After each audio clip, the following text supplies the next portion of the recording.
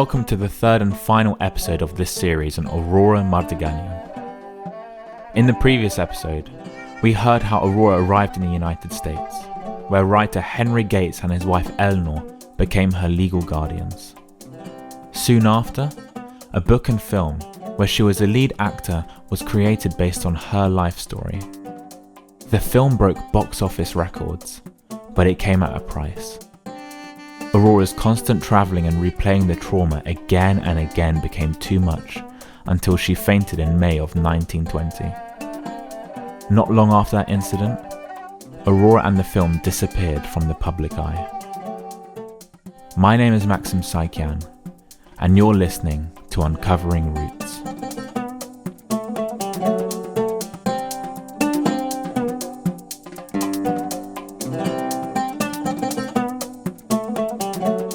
After Aurora Mardiganian fainted in 1920, her life and story just seemed to vanish. The film disappeared within years and is now officially considered a lost film. People have tried to find it for decades, and there are plenty of rumours on what potentially happened. Some claim that Turkey went on a campaign to try and destroy the film. Many others point to the fact that it was a silent film, where only 30% of silent movie reels from the US remain.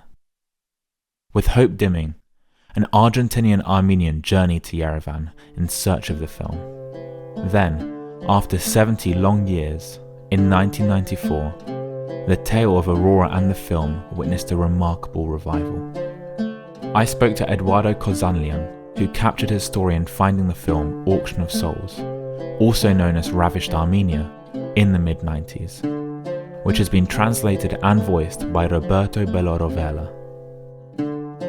I arrived in Yerevan in September 1994 and had traveled with the intention of concluding a historical investigation on Ravished Armenia. It started when I met with Armenian historian Professor Kushudian in Buenos Aires. I asked him if he knew of the existence of the film records, and his answer convinced me to travel to Yerevan. I had an appointment with Professor Abedisian. There we talked about the film. He knew the director of a state archive, and the next day we tried to connect with the film archive. He telephoned the archive, and I heard him greet the director and recommended me. We went to the Central National Archive of Films, Photographs and Sound Recording, and Professor Abedisian took me to the director of the archive, Leonid Kocharian. We went through the archives. So he brought 2 rolls of film. I waited expectantly for him to finish placing the celluloid on an unusual projector, a desk with a glass lid and the mechanism underneath. The first minutes of the tape did not correspond to the original film. The original film being Auction of Souls. Although the titles and references were at the beginning, I did not suspect what it was really about, since everything was changed. At the beginning of the original film, it seemed familiar, but little by little, my amazement grew, and at one point, I simply could not believe what I was seeing. It was part of the lost movie, Auction of Souls. While a full copy of the original nearly 90-minute film remains elusive, the unearthing of an 18-minute footage from Aurora's film is a treasure. Disguised under different titles and names, this discovery allows us to honour and remember her remarkable story. Now, the question of just how these precious minutes from Auction of Souls survived hidden, undetected and unknown for decades is thanks to a man called Yervan Setian, an exiled survivor of the genocide. He's the one who is responsible for preserving these 18 minutes of Aurora's film. I met with Yervan Setian. Together with his mother, Setian had arrived as a refugee in Marseille in 1925 at the age of 18. It was at a time that, as a spectator, he had access to the film at the Castellan Cinema Theatre. His testimony is the proof I have to add Marseille among the cities to which the film arrived.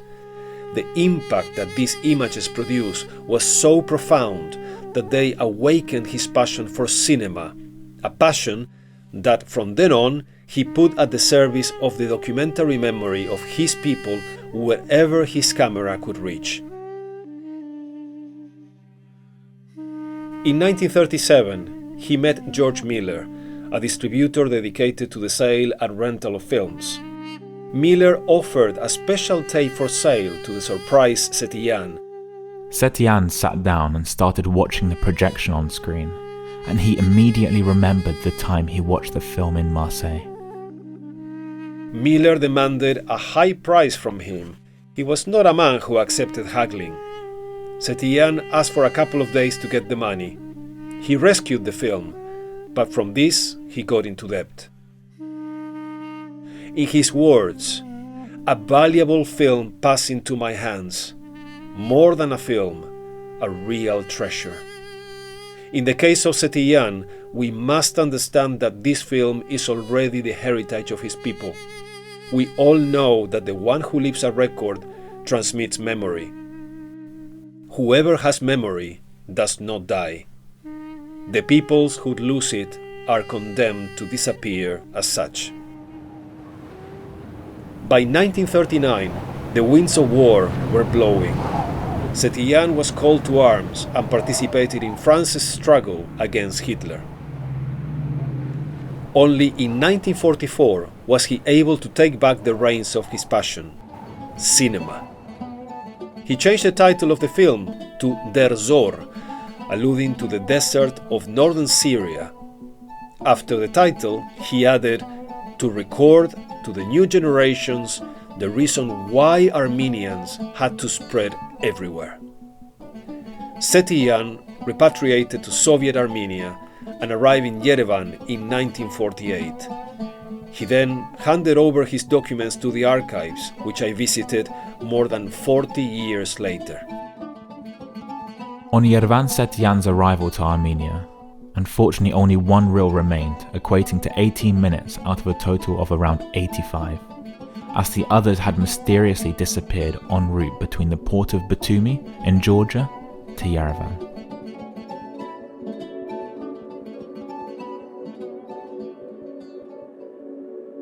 I'm always blown away by how the story just keeps rolling. Even after 70 years, there are still new twists that pop up, keeping Aurora's tale alive. Unfortunately, what remains is merely 18 precious minutes of the film, a small piece that doesn't fully capture the profound impact and enormity of this cinematic masterpiece. It fails to reflect how the film shattered box office records, captivating millions of viewers upon its release. It toured the entire world repeatedly, and how intricately it's connected with Aurora herself and her well-being. Not only that, but the surviving footage is of poor quality, and something that you can see for yourself on YouTube today. Anthony Slide, the expert on this silent movie, discussed some of the misleading information about this valuable 18-minute video. No, I mean, there's a lot of misinformation out there about what survives of the film. People keep saying, oh, it's the first 2 reels of the film or whatever, which was a sort of 6 or 8 reel film. But it isn't. If you look at it, it doesn't follow on in chronological order. It's basically clips from throughout the film. And it's really not too hard to figure out. This is actually a documentary that somebody put together in the 1950s. They had a print of the film in the 50s. They made a film about the Armenian Genocide, presumably in Soviet-occupied Armenia. And they took a little bit of footage from All Quiet on the Western Front to show for the battle scenes. And then they took clips from the film and telling the story of the genocide. But unfortunately, the audio commentary doesn't survive. All we have is the visual elements, which is great, but it's not actually a logical version of the film or a portion of the film. And also, of course, Aurora barely appears in the film, and I think that's delivered because they were making a documentary. They didn't want a leading lady in the film. It was not supposed to be Aurora's story. It was a general story of the genocide. Hope is sometimes difficult to come by when you realise that this is the only footage that has been found for the past 100 years. But our best bet in finding the film just might be in Russia. The only hope I have is the fact that obviously when the film was released in some countries, the title would have been changed. And we do know that in Russia, the Russian Film Archive tends to have a lot of American films that have been unidentified because they're catalogued under the Russian release title and not the American title. So it could very well be there might be a print in Russia. I think that's the best bet. But at the same time, anybody with any sense would look for anything that has Armenia in the title and then check that out a little more thoroughly. But who knows? After Aurora fainted in 1920, she was sent to a convent. Henry and Eleanor Gates hired 7 Aurora lookalikes. She was held against her will at the convent, while the world assumed that she was still travelling with the film. Aurora received a letter from the same uncle that helped her get to the States. She was in shock. There was finally some good news for Aurora. She was in disbelief. The letter said that he found her sister, Arusiak, in Aleppo. She didn't drown in the Euphrates River after all. She escaped. The uncle had her papers drawn up, and Arusiak was on her way to America. Aurora had to carry out one last escape plan. She climbed the gates of the convent and ran away. She decided to stop living how her guardians wanted her to live. She sued Henry and Eleanor Gates, as mentioned in the previous episode, and disappeared from public life. Arusiak, Aurora's sister, arrived in New York in June 1920 at just the age of 14. Aurora met her at the port. I struggled to find more about her sister, but it seemed like she carried on living in New York for some time and married a man named Arthur. After Aurora left the life of Hollywood, she started working at a dressmaking factory where she was fascinated by all the machinery. She carried on her activist ways and demanded fair pay and threatened to strike. She in the end even helped create one of the first unions in America. She was still suffering severely from her trauma, now commonly known as PTSD, a term that didn't exist at the time. She was proud to be Armenian, and she wanted to end up with an Armenian man, despite advances from well-known people, including the son of President Wilson. And that's exactly what happened. In 1929, she got married to Armenian-born Martin Hovhannian. There are some lovely photos which you can see online of Aurora in her wedding dress with her husband. They had a son, Sadao, in 1931. They carried on living in New York, in the Bronx, for some time. We don't know much about Aurora's life from the 1940s to 60s, but we know she moved to Van Nuys in LA during the 1970s. After speaking to many people who knew her, it was evident that Aurora lived a life marked by loneliness and paranoia, still clearly deeply affected by the horrific events that happened to her during the Armenian Genocide. Anthony Slide remembered the time when he realized how paranoid she was when he met her. We got there and she made me coffee, and she had stuffed grape leaves which she had made herself. And her son basically left me. He just went outside and just sat there. Basically, there seemed to be no love lost between mother and son. So she talked, and she was still terrified of the Turks. At any minute, the Turks were going to burst in to her apartment and kill her. She told me actually we'd had a big earthquake in Los Angeles fairly soon before my visit. She actually sort of said when the earthquake started, she thought it was the Turks banging on the door coming to get her. So anyway, we spoke, and she seemed very pleased to tell a story. And we just spoke about the film, really. We didn't speak about her life very much. Not many people actually knew who Aurora really was when she moved to LA. People just knew her as a sweet elderly lady who went to her local Armenian shop to do grocery shopping, and in my Armenian eyes, buy the best bread known to man, lavash. Nobody knew that she was a film star, that she, with Near East Relief, raised what would be over $2 billion in today's money. She carried on telling her story. After her oral testimony with the Armenian Film Foundation in 1975, she did another with the Zorian Institute. Again, she made such a lasting impression to everyone who was in that room. Me and Dr. Rupen Adalian looked at each other and said, "What? How did we miss this, This is Rafi Zinzalian, who filmed the testimony with Dr. Ruben Adalian.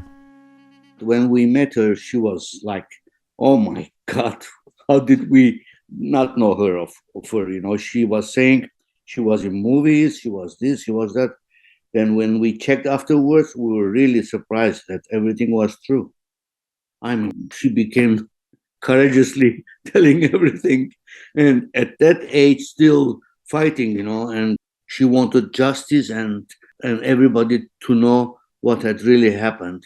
Of course, she had a book and everything, and she had a movie, but all her life she fought for it. And at that age, she was very courageous and explaining what she has seen and never budging, never retreating, always telling the truth. Aurora carried on living in her tiny apartment in Van Nuys, California. She was isolated, scared, alone. She didn't have many people in her life, but the people she did let in all had a profound impact on their lives. Annie Hovhannisyan became friends with Aurora while she was studying for a journalism degree.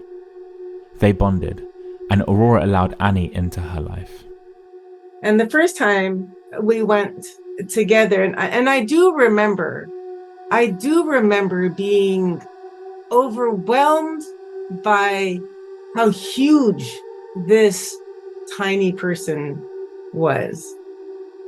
She had become accustomed to being alone, and she was hungry and thirsty for love and attention and to share her story. But she was also afraid of life, she would barely open her window a couple inches because she was afraid of Turks, she was afraid of dust. She lived in fear. She was this fiercely proud and brave woman who also lived in this world of trauma and fear and of what could still happen when she's entering her 90th year of life. It was such a dichotomy of having been on top of the world and sharing with the world the Armenian tragedy and also the miraculous Armenian story of survival. And then being relegated to this almost disappearing into oblivion. Aurora agreed to do an interview with Annie, which saw them get even closer. Annie often came round to Aurora's house, and she saw the piles and piles of photos, scripts, posters, costumes. Everything to do with the film was there. You can even see in her testimony these mementos stacked in her room. She kept it all. And when I'd enter her home, the floor to the ceiling was full of boxes of her belongings and of her life. And then in the living room, there were tables that were covered with trinkets and with stacks of papers. And I think about it, and I think about the stories each of those mementos would tell, and they were endless. She wanted so deeply and desperately to share her world and to protect her world. But when someone showed interest in her world, she poured it out. Annie got to know Aurora more and more, and sadly saw some of the tensions within the family. She had a son and grandson whom she adored, but that son didn't seem to care. She told me she loved them, but they weren't a part of her life. And she told me that once in a while, maybe once a week, he would bring her groceries and set them kind of at the end of the kitchen, not even unloading them. He did not share the love of a son and a mother, it seemed to me. When Aurora was in her 90s, she started really struggling with her health. On January 3rd, 1994, she went to a nursing home, the Ararat home, in California. But people inside the nursing home didn't actually know who she was. My name is Susan Yeranian. I started my employment with this organization in 1993, so almost 30 years ago. I was a caregiver. I had the luck to meet Mrs. Aurora. She was one of my patients, and I clearly remember her room number and her bed. She was in room 12, bed A. Aurora sadly deteriorated pretty quickly. Susan recalled how she was while Aurora was at the nursing home. Unfortunately, Aurora suffered dementia. I'm sure it was dementia because she was unable to talk and her comprehension was very poor. She wouldn't respond. She was not able to understand or be understood. And her stay in Ararat was very short, couple of months maybe. She got worse, her condition changed, and I believe she was transferred to the hospital and never came back to Ararat. The sad part was, first of all, no one knew her story at that time. We never thought that she's the lady who survived genocide and the whole story, whatever happened to her life. We had no idea at that time. She did not have any family, any visitors, and Ararat became her home. We were her family. Aurora passed away on February 6, 1994. She was 93 years old. Nobody collected her body. No family were with her at the end, and her body was cremated a couple months later. It's difficult to understand how the world let such an amazing woman leave this world completely on her own. Her ashes were unclaimed for 4 years, and as required by California law, she was buried in an unmarked grave with over 2,000 people.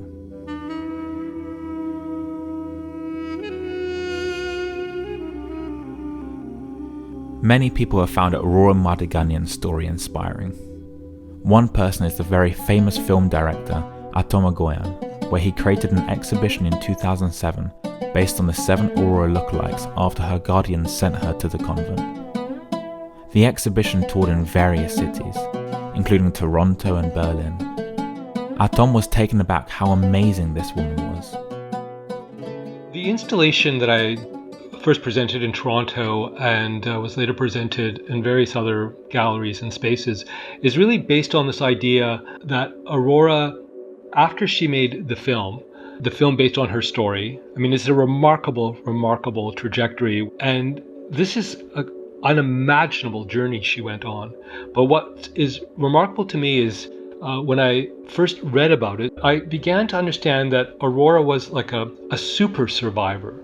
That is to say, she survived not only the experience of the genocide, but also the making of a film about the genocide in which she was in. The producers were in such a panic that Aurora wasn't able to conduct this press tour that they hired 7 lookalikes.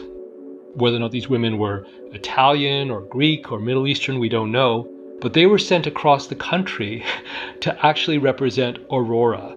And that felt to me like it certainly was the first example in celebrity culture where you found this multiplication. And I wanted to address that. So I took a story from Aurora's own account, and I had 7 actresses share the story, 7 actresses of different ethnicities. And they are represented on these video screens. And in the first presentation, it was presented large gallery space in Toronto, but it's found different manifestations. So there's different ways that the installation can be actually presented, but it was inspired by this idea of addressing the extraordinarily unique journey that Aurora Mardiganian went on. This was unlike anything I'd ever encountered because it was not only did she experience what the trauma of the genocide, but also the trauma associated with the making of a film about it. Just imagining what this woman went through inspired this installation. It's great and so important that people have found creative outlets in telling Aurora's story. Notably, Maxim Saakyan's beautiful animated film, Aurora's Sunrise, artfully weaves together her testimony from the Zorian Institute. The film was Armenia's submission to the Oscars last year and has received multiple awards. Moreover, Aurora's legacy extends beyond the cinematic frame. In 2016, the Aurora Prize emerged, a global humanitarian award where its mission is to recognize and support those who risk their own lives, health, or freedom. The committee has high-level names, including Lord Arda Darzi and George Clooney. Despite Aurora's story being told through art installations, films, and exhibitions, the Armenian Genocide is yet to get recognition from the world.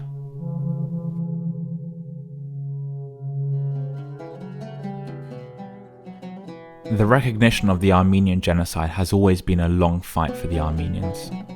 Currently, just 34 countries recognize the atrocities committed by the Ottoman Empire.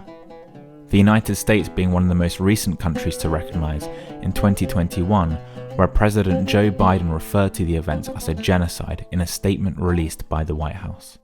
President Biden has made history by explicitly describing the 1915 massacre of Armenians by Ottoman Turks as a genocide. Biden issued the statement Saturday to mark Armenian Remembrance Day. He wrote, quote, "Over the decades, Armenian immigrants have enriched the United States in countless ways, but they've never forgotten the tragic history." He said, "We honor their story. We see that pain. We affirm the history. We do this not to cast blame, but to ensure that what happened is never repeated." The United Kingdom is one of the many countries that does not recognise the genocide. As an Armenian who lives in the UK, it really does feel shameful to me how the country refuses to recognise this. The UK have gone to great lengths to try and push themselves to not recognise the genocide. As we mentioned in episode 2, it started straight away when they forced some censorship when the film was being screened at the Royal Albert Hall back in 1920. Fast forward decades later, a politician tried to claim that the country simply could not recognise this as a genocide, because the word didn't exist back then. This very quickly got retracted when he got told the genocide was coined after the Holocaust. I spoke to British MP Tim Laughton, who's been trying to put pressure on the government the past few years with regards to this recognition. I questioned him on what the general view from the politicians was on the genocide. The first reaction is largely one of ignorance, and that's reflective of the population as a whole. The UK is becoming increasingly something of an outlier, not having acknowledged the Armenian genocide officially. I think it suffers from being one of those acts of history with which the public in the UK are not very familiar. Armenia is not a very close country for many Brits, and therefore there's been no real imperative as to why our government should recognise the Armenian genocide. Slightly ironically, given that it was probably the British government that led at the time, immediate time of the genocide, on investigating and raising the whole issue of the atrocities by the Turkish government at the time. But we've certainly lost that early advantage we had in its understanding and recognition. There's also an issue about the recognition of genocide generally, where the British government has held to the process that it's only something that can be recognised by international courts rather than unilaterally by a British government. But there has been a change in the past few years. Tim Laughton has tried to put forward a bill in the House of Commons which would require the UK government to recognise the genocide. There might be some hope for recognition after all. But I think actually there is now more momentum behind recognising the Armenian genocide because of publicity that we've given it in Parliament and the fact that we are out of kilter with now, I think 31 at the last count, other countries, including the United States, including France and other close allies like that, who have been able to do it. So why haven't we been able to do it in the United Kingdom? When the announcement that President Joe Biden formally recognised the genocide, it felt like a huge milestone for so many Armenians. That news really started pressuring the UK government even more, and I truly believe it is only a matter of time before recognition for the Armenian genocide is achieved in the UK and other countries too. The journey Aurora Mardiganian went through is nothing short of horrifying and traumatic. There are so many elements to this story. Experiencing genocide at just the age of 14, escaping multiple times till she finally managed to escape and go to America. Suddenly, she was inside the Hollywood industry, and she was forced to revisit her trauma for another 2 years. As I've produced this story, it became more than just a survivor story. She became a symbol of survival, resilience and perseverance. As our Tom called her, a super survivor who was able to recount her story to so many. And with that, she saved so many lives with the film, raising money for Near East relief. But then people forgot. People forgot about the genocide. People forgot about Aurora. People forgot about the 1.5 million Armenians that died. Then suddenly, the film is out of circulation and lost. It took 70 years to try and find just a mere 18 minutes of Auction of Souls. Aurora's story also shows us how difficult it is to live with trauma. People often overlook the long-term effects of genocide, both for the survivor, but generational trauma as well. Looking forward, we need to see more countries recognise the genocide, including the UK. I hope we can start having more open conversations. The less we talk about genocide, past and current, the more likely that these atrocities will keep on happening. What should I say? I say that they must see the justice. They should have punished these Turks before, right after the World War I, to bring to the justice and punish them. Otherwise, if they did punish, we wouldn't have had the massacre of the Jews. The Germans will never massacre the Jews. They said that, well, who cares? Who cares the Armenians? And then they did it, they got by, the barbarics, the Turks. So we could do the same thing the Turks did. That's the answer. That's not justice.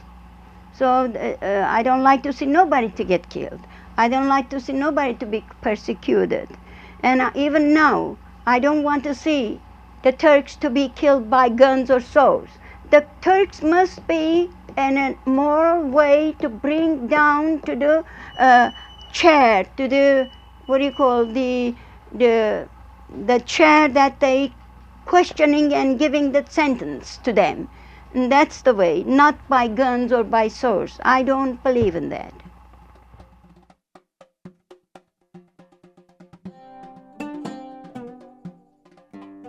With this episode wrapping up, I want to say a big thank you for listening to these 3 episodes and the first mini-series of this new podcast, Uncovering Roots. If you are inspired by Aurora's story, please give this series a review and share with your friends and family. As mentioned in the previous episode, if you have any potential information on the whereabouts of the lost film, reach out to either myself, Carla, or the Armenian Film Foundation. You can find their contact information in the show notes. A big thank you to all the guests who you heard from in today's episode. Their generous contributions and dedication to keeping Aurora's story alive has been so inspiring to me.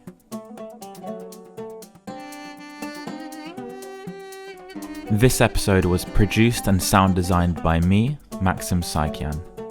Editorial support from Shaibani. Thank you for listening to Uncovering Roots, and I'm excited to share more stories in 2024. Make sure to follow us on Instagram @uncovering.roots, and have a great day wherever you are.